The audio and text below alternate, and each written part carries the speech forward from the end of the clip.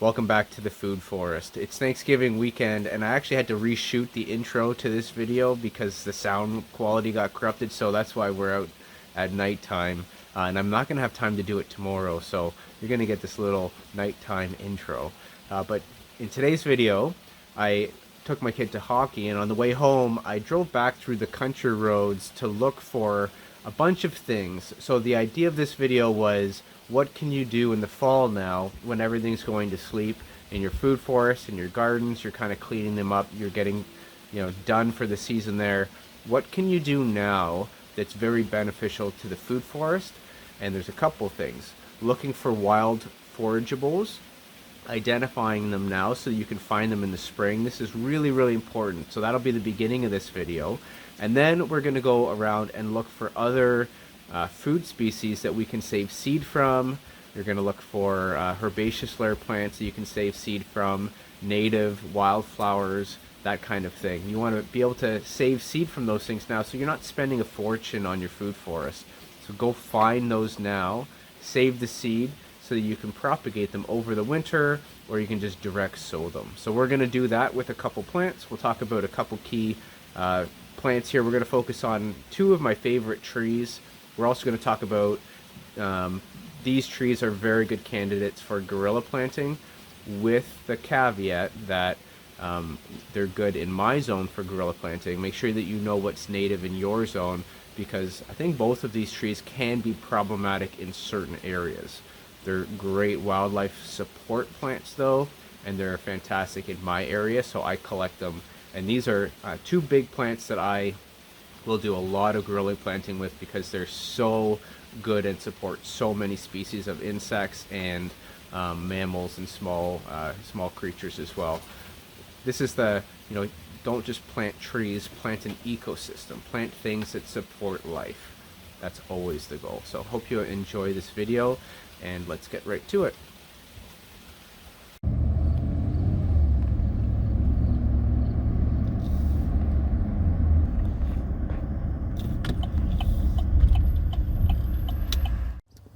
Okay, so we found some. So we are looking for asparagus, and right at the edge of farm fields you'll often find it dropped by birds. There's some right there. Let's go take a look at it. So it's a pretty gorgeous view here, and what I usually like to do is try to pick some landmarks. So for example, the little power boxes there, and figure out, maybe 10 feet in front, 12 feet to the right, we've got a big patch of asparagus. And then as well, right down there, we've got another patch. You can actually see this patch here. The farmer basically just mows right next to this whole entire patch. This is a female, so you can see it's actually got some berries on it. Let's go take a little look up close. So we've got some berries on this one, so I can always collect these berries in about a month or so, and I can propagate that by seed, throw that in seed balls, but I can also note where these are and get them in the spring. There's another patch here. Another thing that I look for in the ground cover here especially is poison ivy. And actually right here we don't have any poison ivy, just grass, and we've got some vetch. So this is another great plant to collect seed from. This is a nitrogen fixer as well. Really nice little purple flowers on this, and you can collect seed on this. It's a great nitrogen fixer, chop and drop into your food forest, so something you can sow right in. That is vetch. So keep track of the things that you can find out there and collect seed from in the fall. And usually where you find some, especially if you find females with berries on them, you'll find a lot. So we'll head right up this country road the whole way, keeping an eye out for asparagus that were deposited by birds eating the berries and depositing them along the sides of the road. They'll deposit them everywhere, but the sides of the road are where they'll survive from the farmers that would otherwise, plow it, harvest it, or just mow it under. So usually it's the side of the roads near and around farm fields where you'll find some stuff like asparagus. All right, a little further down the road we find this. We're going to play a little game, try to find the asparagus.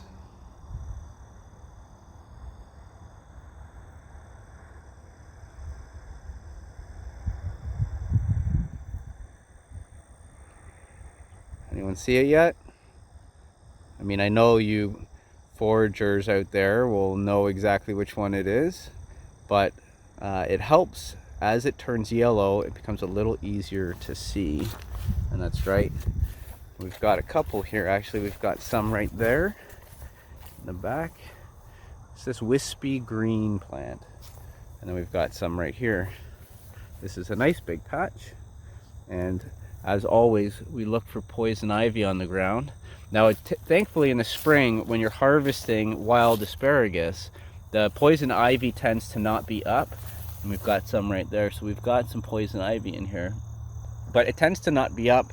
The asparagus comes up before the poison ivy comes up.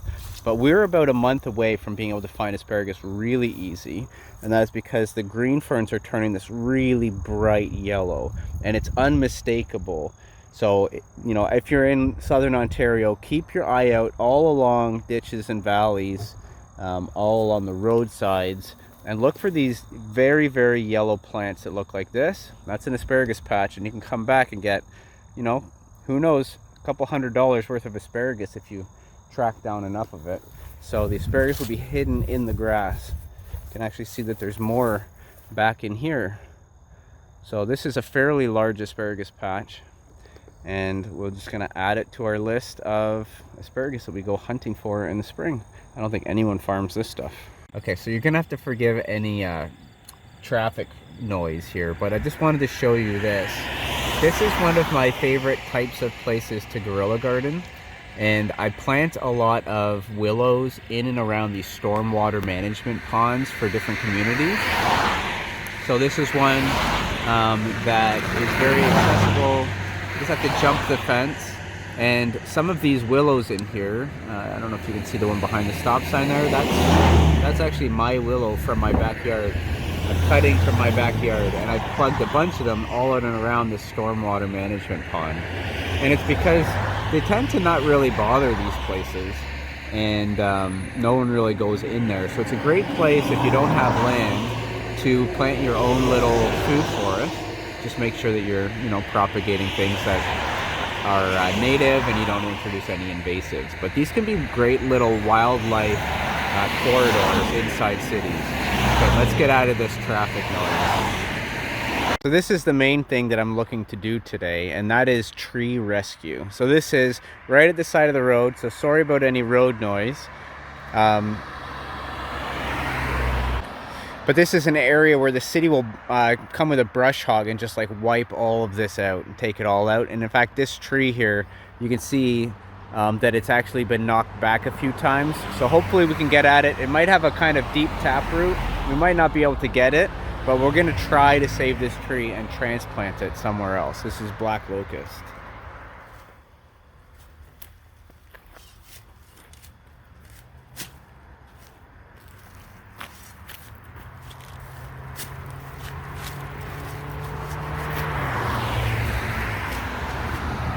So you can see what I mean, how the city will come by and just brush hog this down and cut it all back. So hopefully we got enough roots on this thing that we can actually transplant it somewhere and have it survive. But it had no chance in the other spot, so maybe we can, maybe we can't, who knows.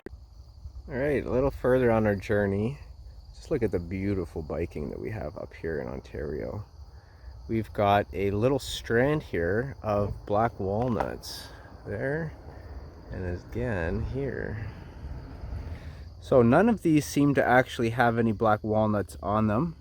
Maybe they didn't produce. This one probably should be at producing age, but this is something that you can pick up off the ground. I did a little search on the ground for poison ivy and little black walnuts, but also look out for little black walnut saplings that you can dig up and transplant. You want to find them nice and small.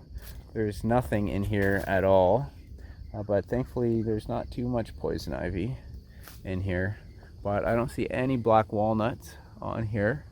It's something that you can actually collect in the wild, something like this, especially just on the edge of a farm field. I don't think anyone is taking the black walnuts from these trees, so you could pop in here, collect some. You can see some wild grape growing up in there. So there's food all around us, actually. A lot of people don't realize how much food is out there. Black walnuts are something that'll store for 10 years. But here's another walnut. So these are a couple that I'll keep my eye on in the next couple years. Maybe I'll be able to collect some saplings from the ground that pop up, or even just some actual walnuts to store in my basement for when times get tough. I have a food stock of fat and protein that will last 10 years or longer for minimal work. And as far as tree rescue goes, you know, I have no problem at all coming by and digging out a little sapling that's growing in the side of the road here, because again, it gets brush hogged all the time. Nobody's gonna miss a little sapling there. That tree, if there is one growing in something like that, it would never get a chance to become a full tree. And one last thing before we take off and move on to the next destination or our next find is, don't be afraid to go and collect black walnuts from the ground from around your city. If you find something like this, a lot of people, you know, it's a nuisance. If it's on someone's land, maybe knock on the door and ask them if they collect them. If they don't mind you collecting them, most people will be more than happy for you to collect the black walnuts. But not just for you eating. They're a great thing to just stick in a bucket and then chuck into woods and try to reconnect or expand existing forests. My favorite thing to do is to try to reconnect forests onto each other. So for example, we've got two disjointed forests here. Obviously, I can't replant and reforest between something like that because it's, one, massive, it would take almost a lifetime to do, but also because it's actively farmed. However, sometimes you will find two forests that are kind of islands on themselves, and you can connect a small little section to maybe join into another section of forest. I've done that. That's probably one of my favorite things to do, and one of the most beneficial things you can do is reconnect those isolated islands of habitat for wildlife and plant things like black walnut. It's a great nut source for all of the creatures. It's a native to here, so stick with your natives, stick with food sources for nature. Black walnut is a fantastic choice to just go collect walnuts underneath the existing walnut tree, stick them in a bucket, and just go chuck them out into nature. And chuck them smart, chuck them intelligently, and try to reconnect existing forest islands and grow a bigger forest. 'Tis the season for seed collection. So another thing you can do with black locust, besides just transplanting saplings, is you can actually harvest the seeds. They come in these little seed pods here. And this is the time of season for them. I crack some of these open and get some of the seeds out. Okay, now these seeds actually have a really strong, firm, hard outer casing on the shell. And if you just plant these seeds, they'll take like a decade to germinate. You can speed the process up. The overwintering, like the cold stratification, is actually not that long. Some people will say that that's the 10-year thing. It's actually not. The 10-year thing is actually just to break down the cover of the seed. So what you can actually do is boil some water, then take the water off the heat. You actually don't want to pour boiling water on here, just about 70 Celsius, 80 Celsius water on these. And then so just under boiling, and then let them sit in that for about a day. And the next day you'll find that these have swollen to almost 3 times their size, and the outer casing will have broken down. Then you can plant these things out and they'll germinate almost right away. So that's what we're going to do with these, and that way we can kind of germinate a whole bunch of these. We'll collect a ton of seed right here.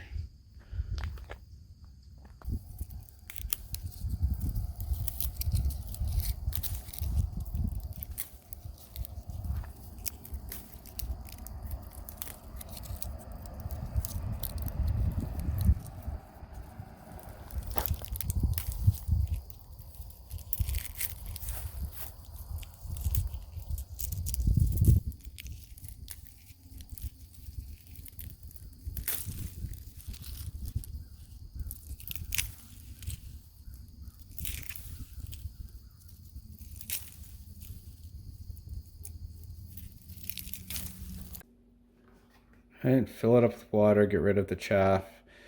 Floating seeds are damaged, so they are not really useful, so they can just go away.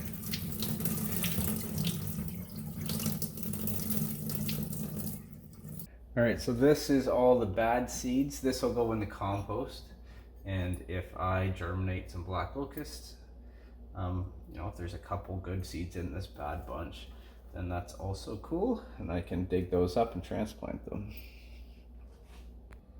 Same thing for all the seed pods. There's some seeds in there that I didn't, you know, select because they didn't look great. Same thing, they'll go in the compost. Same idea. If they germinate, then that's cool. One thing you can also do is just literally, you don't have to do all the work to take the seeds out. You can actually just put this and boil water over top of this, seeds in the pods. If you're just going to say plant them into a forest, that's totally all right, and that'll work as well. When the seed germinates, it'll just push open that pod. So no problem with that. You can do that as well. I'm going to put some of these seeds into my hydroponics system to get you know, a little bit more tender care for them. So that's why I'm doing it the way that I'm doing it right now. All right, and then this water just boiled, and then I added a little bit of cold water to it just to get the temperature down a bit. I don't want it boiling. I want it about you know, between 70 and 80 Celsius roughly. So we'll just cover them up and let that soak for 1 day. All right, so here they are about a day and a half later. You can see some of them have really swollen up, like almost 3 times the size. These ones here will actually germinate almost right away. So we're gonna put these in our hydroponic system. All right, so we've got it planted out into the Let Pot hydroponic system that we have the video on just recently. I am still eating some of this cut and come again lettuce. So we're still eating that, but the rest was spinach, which has been planted out, and zinnias and other flowers, which have been planted out. So I use this mostly to start new plants because that's where I am really focused on, you know, planting trees and perennials. Alright, so I hope you enjoyed this video. I hope you learned something new. Even if it's just a philosophy idea between, you know, not just planting trees, but planting ecosystems. So look for plants that are native to your area, that support wildlife, and specifically if you can help the insects out. Find plants that support a ton of insects. You know, oaks, black locust, black walnut, those trees go a long way, not just to feed humans. We can eat these things if we want them, but they really do support nature. So always try to plant things that support as much diversity of wildlife as possible. And again, if you can focus on the insects, they need all the help that they can get. Thanks for watching. See you on the next one.